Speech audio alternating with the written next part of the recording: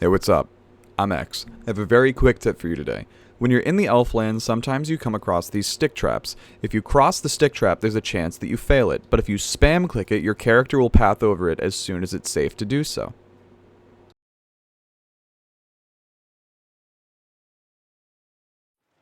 Chapter 1.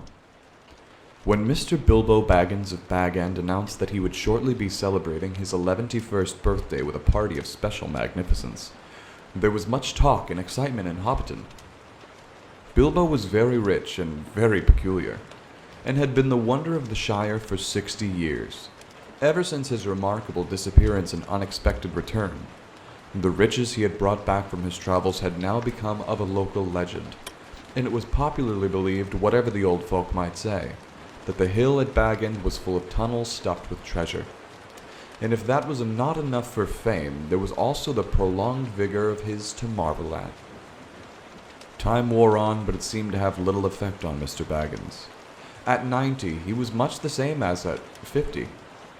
At 99, they began to call him well-preserved, but unchanged would have been nearer to the mark. There were some that shook their heads and thought that this was too much of a good thing.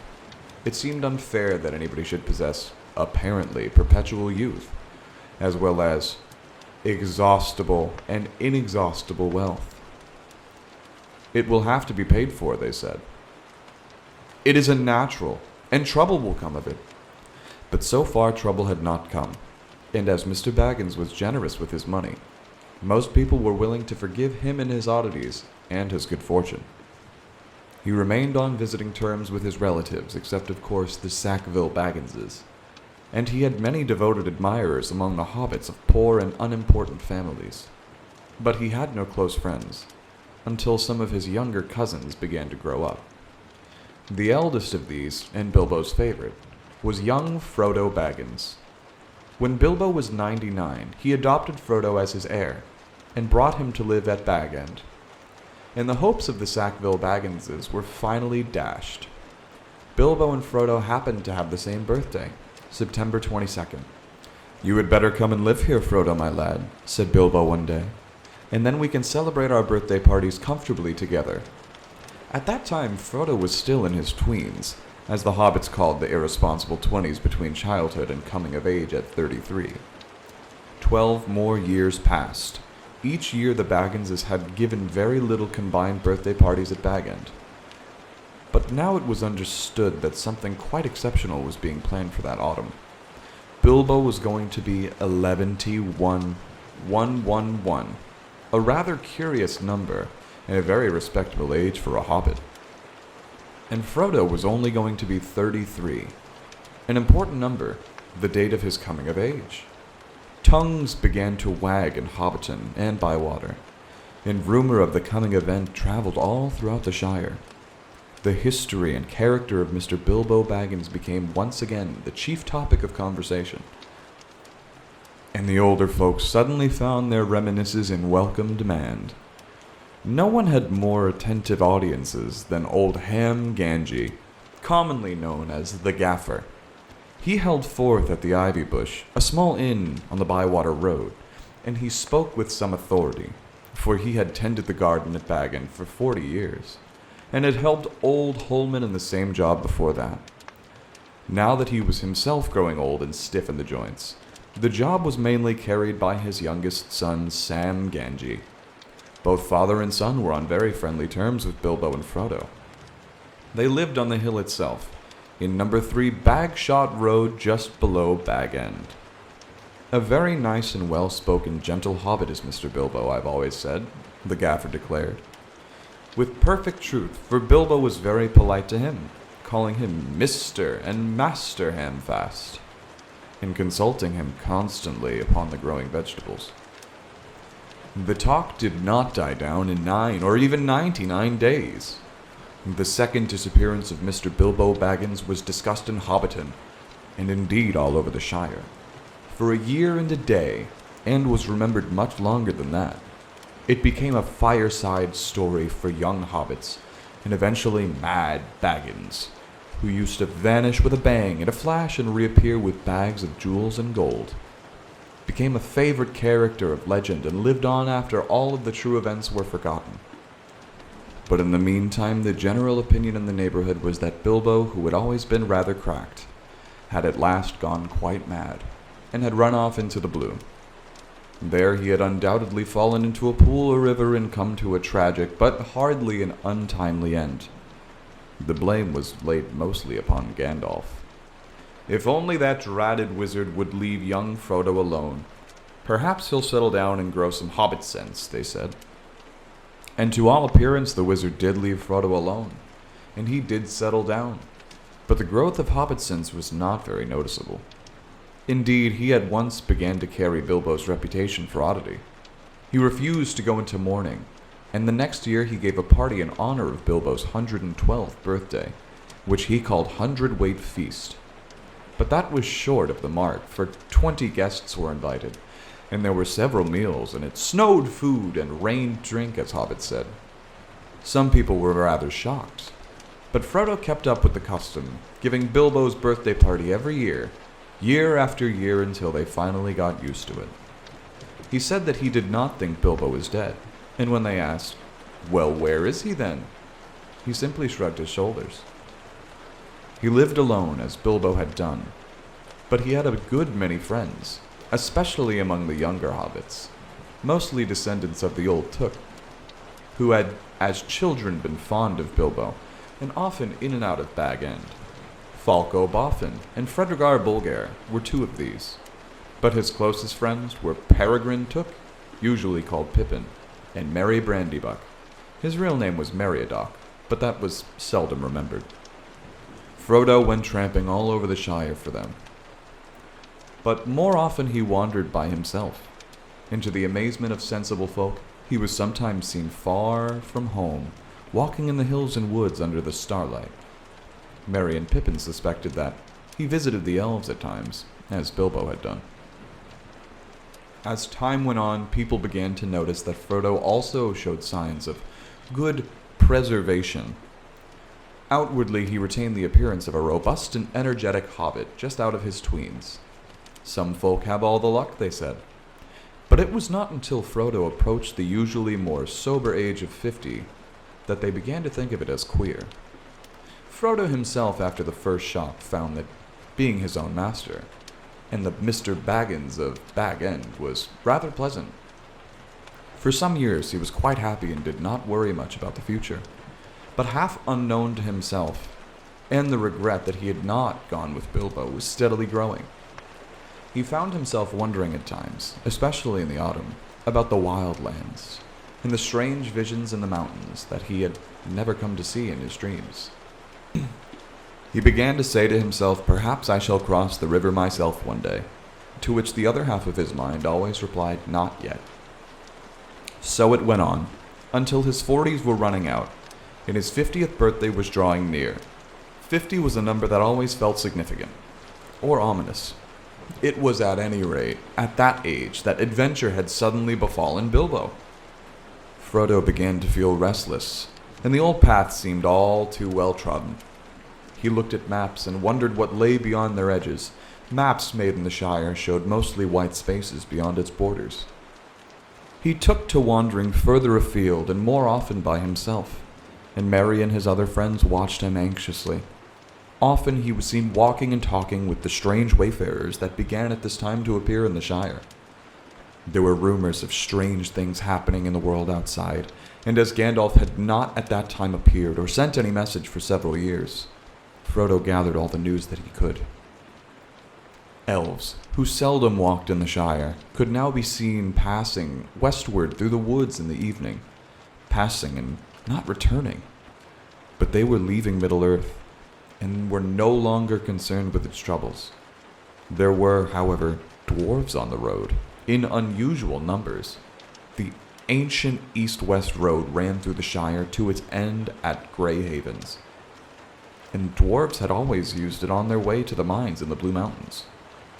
They were the hobbits' chief source of news from the distant parts. It's very quiet.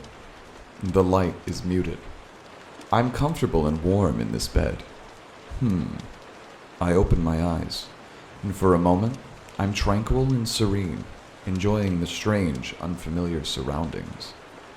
I have no idea where I am. The headboard behind me is shaped of a massive sun. It's oddly familiar. The room is large and airy and plushly furnished in browns and golds and beige. I have seen it before, where my befuddled brain struggles through its recent visual memories. Holy crap. I'm in the Heathman Hotel. In a suite? I have stood in a room similar to this with Kate, but this looks bigger. Oh shit. I'm in Christian Gray's suite. How did I get here? Fractured memories of the previous night come slowly back to haunt me. The drinking, oh no, the drinking. The phone call. The vomiting, the vomiting. Jose and then Christian. Oh no. I cringe inwardly. I don't remember coming here. I'm wearing my t-shirt, bra and panties. No socks, no jeans. Holy shit. I glance at the bedside table. On it is a glass of orange juice and 2 tablets. Advil. Control freak that he is, he thinks of just about everything. I sit up and take the tablets. Actually, I don't feel that bad. Probably much better than I deserve. The orange juice tastes divine. It's thirst-quenching and refreshing. Nothing beats freshly squeezed orange juice for a reviving and arid mouth. There's a knock at the door. My heart leaps into my mouth, and I can't seem to find my voice. He opens the door anyway and strolls in. Holy hell. He's been working out. He's in gray sweatpants that hang in that way, off his hips, and a gray singlet, which is dark with sweat like his hair. Christian Gray's sweat. The notion does odd things to me. I take a deep breath and close my eyes. I feel like a 2-year-old.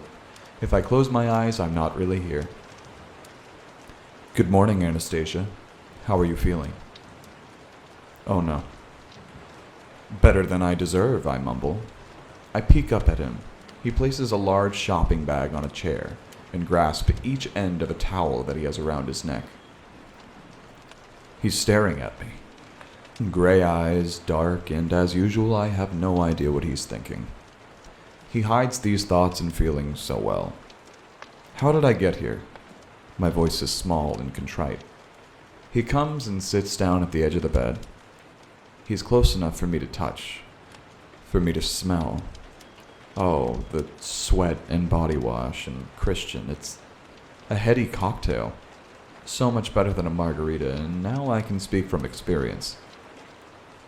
After you passed out, I didn't want to risk the leather upholstery in my car taking you all the way to our apartment. So I brought you here, he says phlegmatically. Did you put me to bed? Yes. His face is impassive. Did I throw up again? My voice is quieter. No.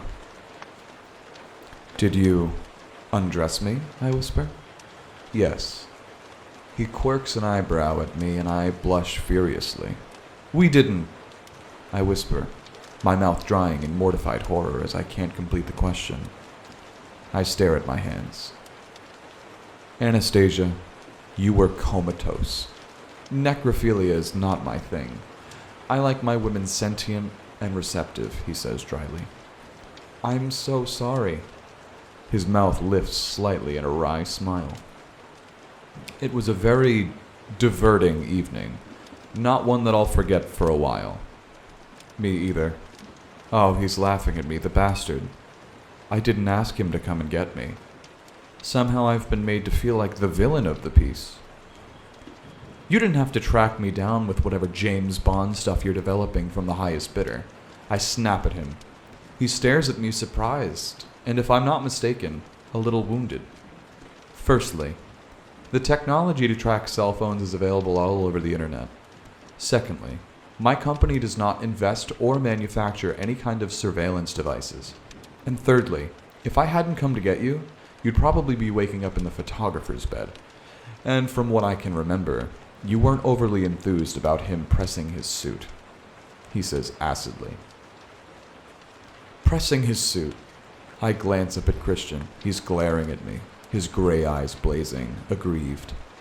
I try to bite my lip, but I fail to repress my laughter. Which medieval chronicle did you escape from? I giggle.